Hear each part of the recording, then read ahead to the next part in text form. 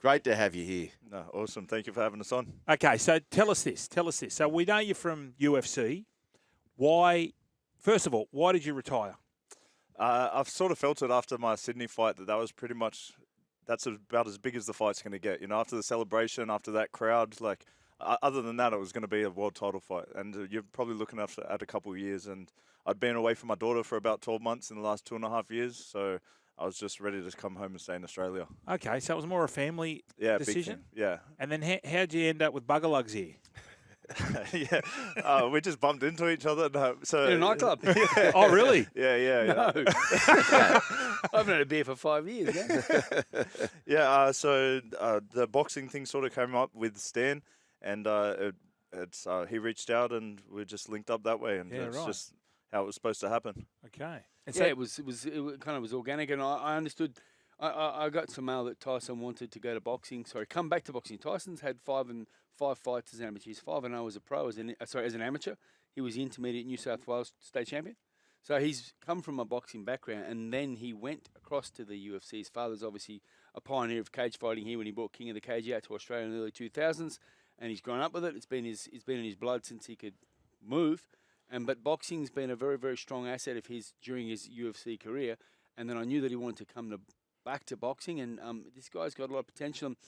This is very exciting. And this bloke, but the most important thing that I want people to understand is he's picked this fight with Kris Terzievski. Yeah. And it's a fight that almost everyone thinks that, apart from us, thinks that he is going to, have difficulty winning.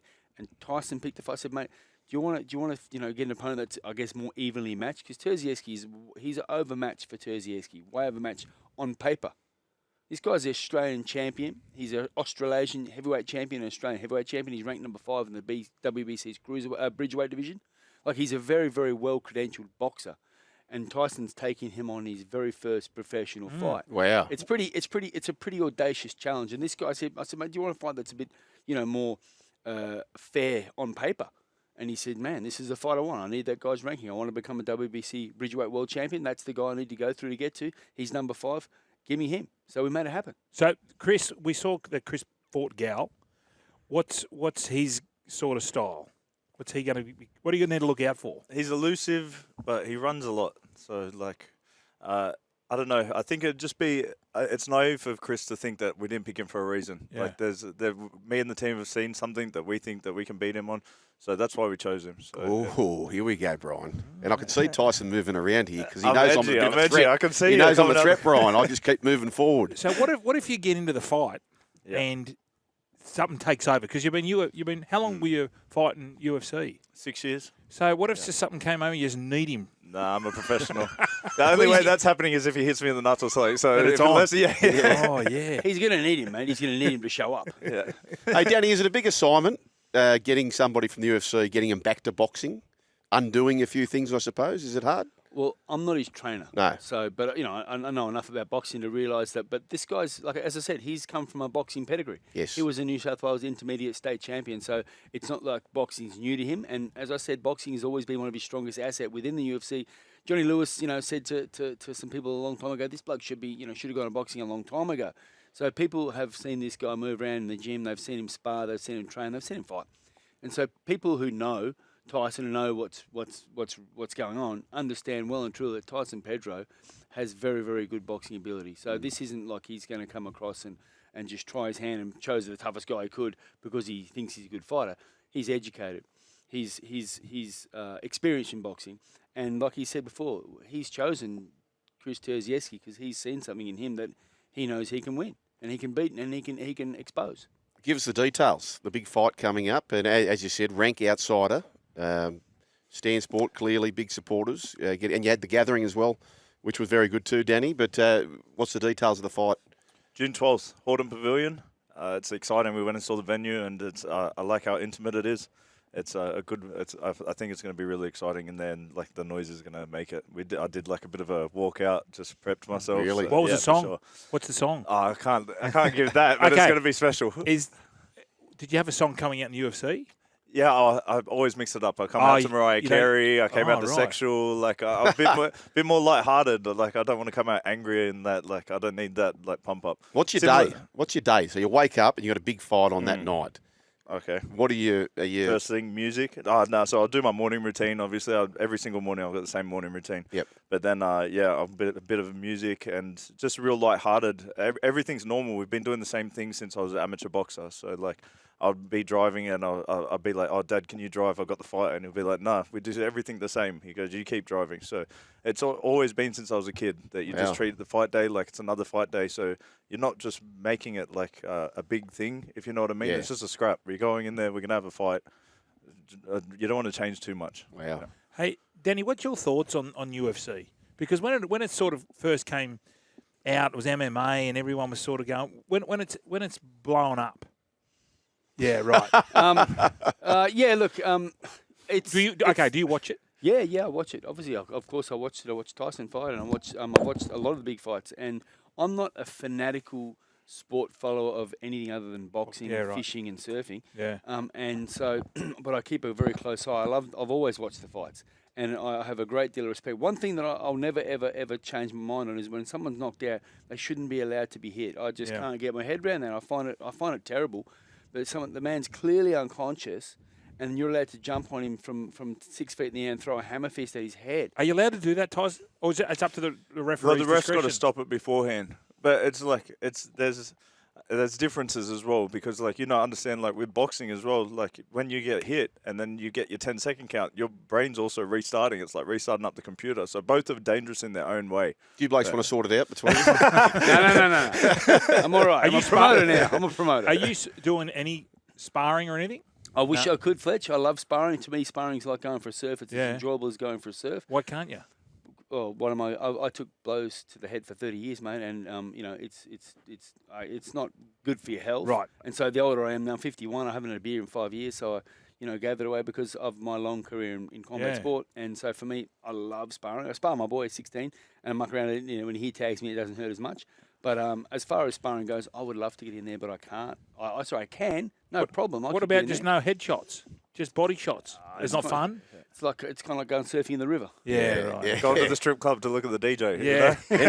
Any advice? Sorry, what joint's that? I don't know what you're talking about. Hey, Danny, any advice? Shout out to Minx. You just said yourself, you're 51. Geez, you look good for 51. Yeah. This bloke's got 2 days left in his 40s. I'm 50 on Friday. Any advice? Enjoy it, mate. Yeah.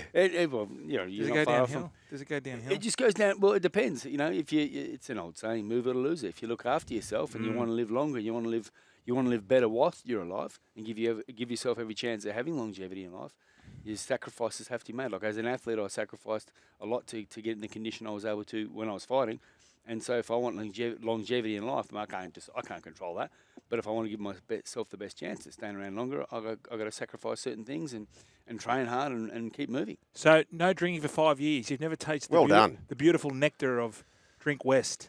No, I haven't. And thank goodness I'm not on the can. Well, he's probably spewing I'm not on the cans because shares would have gone up. Because I didn't mind a beer, but so Tyson, I've got some here for you, by the way. If our listeners don't know, you've pretty much you've cornered the West out there. So who's in the Drinkwest team? Yeah, so we have a couple of investors, but mainly it's Tszyu and Nathan Cleary and myself. So we've got a brewery out there, and we're about to open up a sports bar in High Street on Penrith. So. Oh, yes. Yeah, but you want to adjust the name, don't you, Brian? What for? From Freddy's. Well, that's quite controversial because I spoke to Tyson before, and it may or may not be named after the former 5'8". We don't know. We don't know. Is that right? Yeah.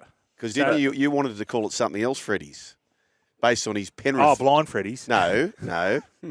Oh, Fat Freddy's. Fat Freddy's. Yeah, because when he was at Penrith, he was fat. Then he came to the east, and he just started. That's good. Well, also we're going to have the fight playing there, so it'll be ready before June, and then where? Go down so where is the sports bar? It's on High Street. Where about? Near where? Near Hooters? Is Hooters still there? I think that went under in COVID. Did it? Yeah, I'm pretty sure. Yeah. So, but right on the main street in High Street, but we'll be able to find it for you. Boys, what were your two bobs about the Timmy Tszyu fight? I'll get Danny, the pro, to talk about this one. Everyone's spoken enough about it, mate. Tim did his best, and he had a real crack at it. And both fighters showed a lot of courage. They were both under immense duress.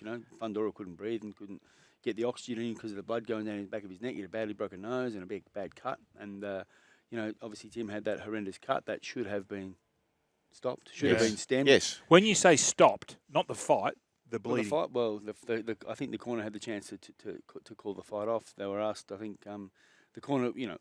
Before 4 rounds, Yeah. if it becomes a technical draw. Yep. If the cut's that bad and it wasn't intentional, which was the case, and so then both fighters get to go and go their separate ways and come back and do it again or whatever it may be. But I guess that's their they got to live with that now, unfortunately. And then the cut itself, I think. Spoken to some I'm not a cut man, but I know cuts, and I know I've been around fights and had cuts and dealt with lots of cuts and seen lots of cuts, and spoke to some very, very experienced cut men, and I guess and a really experienced guy would have been able to stem the flow, not stop it. What is it? What do you put in there? Because you can't glue it, can you? No, there's a substance called adrenaline, and there's another substance that you can use. You can mix with that. That is totally legal and allowed and accepted. And then use these big, thick buds, not the earbuds you get wax out your ear with. Yeah. You use these larger style buds, and then you jam it in the cut, and you hold it in there, you compress it, and the chemicals coagulate the blood flow. They coagulate the bleeding, and then that stops it. You put the Vaseline in there, nice and calmly. Put the Vaseline in there, goes back out, fights, comes back in, and 2 or 3 rounds later you can stem it. You don't want to stop it. You don't want to stop it, but you'd be able to help it. You'd be able to help the fighter, with less blood coming out. So the cut man, that's his only job. That's all he does. I'm not sure, mate. I'm not in the corner, but if my cut man Yeah, has one job. That's my it. cut man, but that wasn't my cut man, so I don't know, mate. My cut man has one job. The other guys have theirs, but you know what? Take nothing away from Tszyu. He he fought like a Trojan. He's a warrior. And took on a very awkward opponent on short notice, and to save the card. That was impressive. What do you think will happen? Do you think there'll be a rematch? Because they're saying nothing's in writing. What would you do? If I was that tall guy, I'm not taking the No, rematch.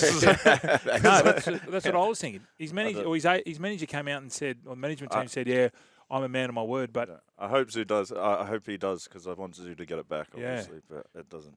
So, Tyson, can you look beyond Kris? So this is the big assignment. Yeah. Have you sort of thought a couple of steps ahead? Well, that's why I left the UFC in the first place. One of the reasons, just because normally I can visualize and see where my path is going and like where the journey is going, and I just couldn't see that with UFC anymore. I woke up the day after my fight and I was like, I couldn't see the goals for UFC, and I could just see boxing for whatever reason. Wow. So that was.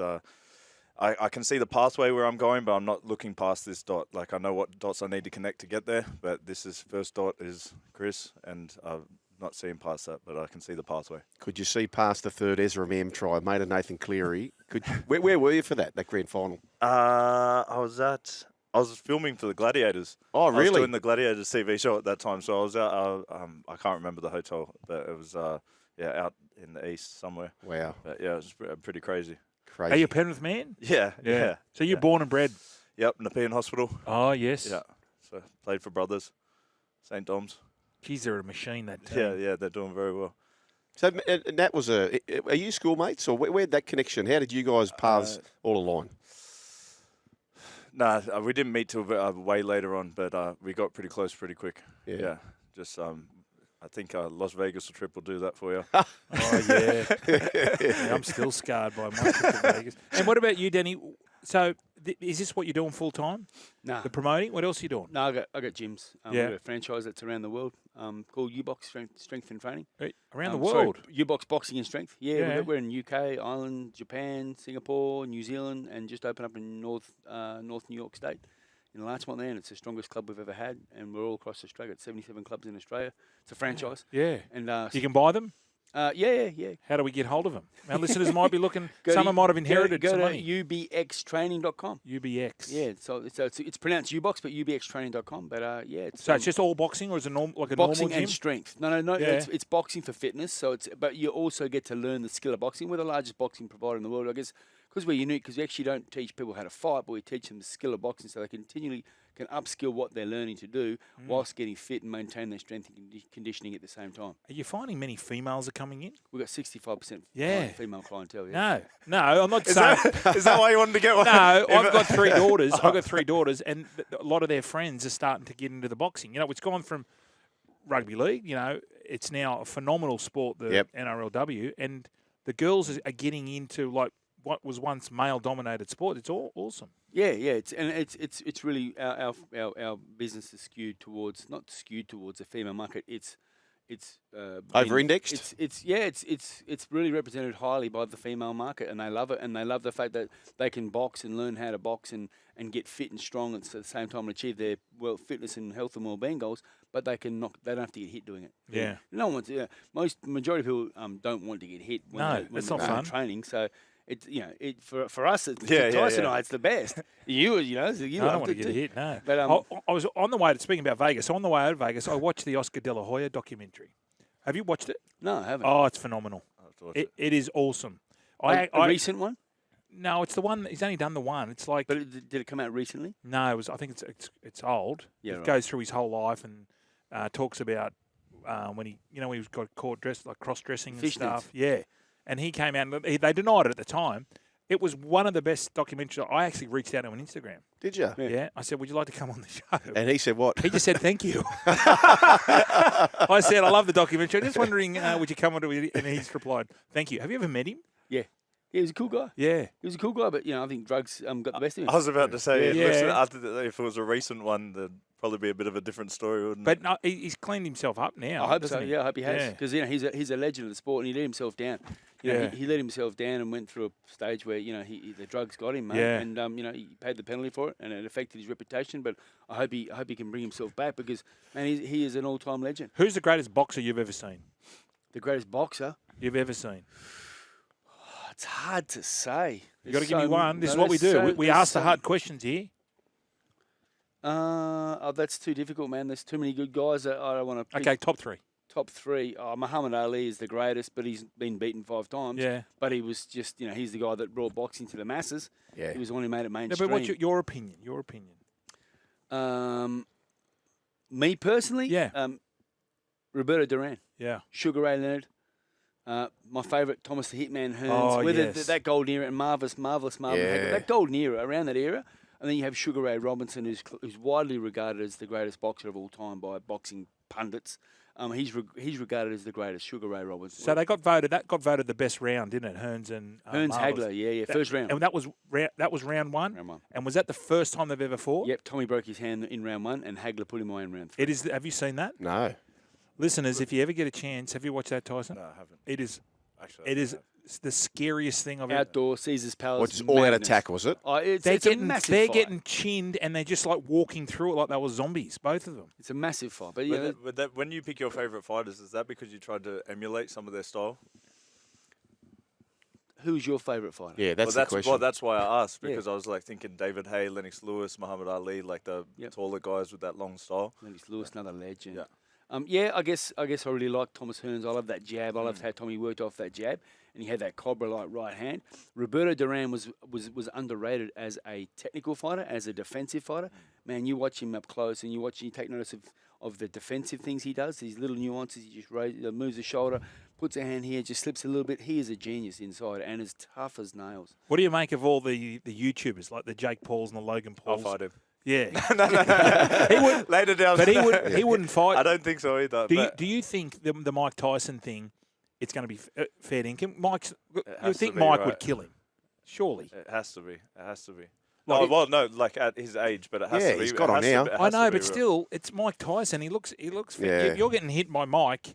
I'd imagine if you're 56 or 26, there's not much difference in Mike Tyson. Nah. chinning The you. last thing that goes is your power, but I think he's doing all these crazy moves, going like 3 or 4 seconds of explosivity, and they're showing that, and that's getting uploaded. But what they're not showing is Mike sitting on a stool for 5 minutes. Yeah. After But Brian, age is a big thing. Like I'm 45, Danny's 51. I'd only just beat Danny these days. I'd only just beat him. Gentlemen, Danny Green confirms the first 2 fights, Pedro versus Terzievski, uncaged, June 12, 2024, Hordern Pavilion. If you want to come along, Danny, how's the best way to do it? Yeah. go to Ticketek. Ticketek. Ticket sales on now, Hordern Pavilion at Ticketek.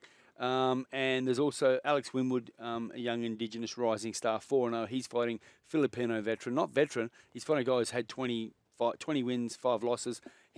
Joey Kanoi has a victory over the current world champion who just won the world title in his last fight. He's fighting Alex Winwood, who's 4-0.